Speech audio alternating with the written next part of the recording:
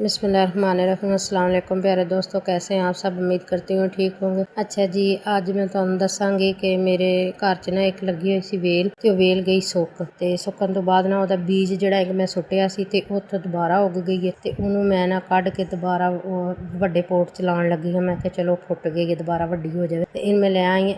एक ना इत्थे ते बड़ा मेरा नींबू दा वड्डा सारा पौधा सी जिहड़ा सुक गया। मैनूं बड़ा दुख लगा, ओहदी वीडियो मैं तुहाडे नाल जल्दी शेयर करांगी। इहदे च ना मैं कहा चलो फिर कहने ना कोई जांदा है तो आंदा भी है। अल्लाह ताला जो कुछ तुहाडे कोल लैंदा ते ओह कुछ बाहर तुहानूं दिंदा भी है, जिहड़ा तुहाडी जिंदगी च तुहाडे वास्ते काफ़ी हो जांदा है। ते एह मैं ना इहनूं लगाया, लगा के ते हुण मैं इहदे ते लगावांगी पानी लगा के, ते फिर मेरी वेल जदों वड्डी होएगी तुहाडे नाल जरूर शेयर करांगी। ते माशाअल्लाह मैनूं यकीन है इंशाअल्लाह एह मैनूं जरूर मेरी वेल वड्डी होएगी। ते एह वेखो, ते पानी मैं ओही जिहड़ा कल मैं निम्म दा स्प्रे कीता सी ना, ओहदा जिहड़ा पानी बच गया सी ना, ते ओह मैं पानी रख ओह जिहड़ा विच फोक जिहा बचिआ सी, ओहनूं मैं पानी च पा के रख ओही पानी ना मैं इन्हां नूं दे दित्ता है, ताकि ना ये माशाअल्लाह ना सेहतमंद हो जाएगा। तो चैनल नूं सबसक्राइब जरूर करियो, वीडियो नूं लाइक भी करियो, अगे ते अगे शेयर करियो, ते वीडियो पूरी वाच करिया करो। वीडियो दे एंड च मैं तुहानूं कोई ना कोई मालूमात जरूर दिन्नी है।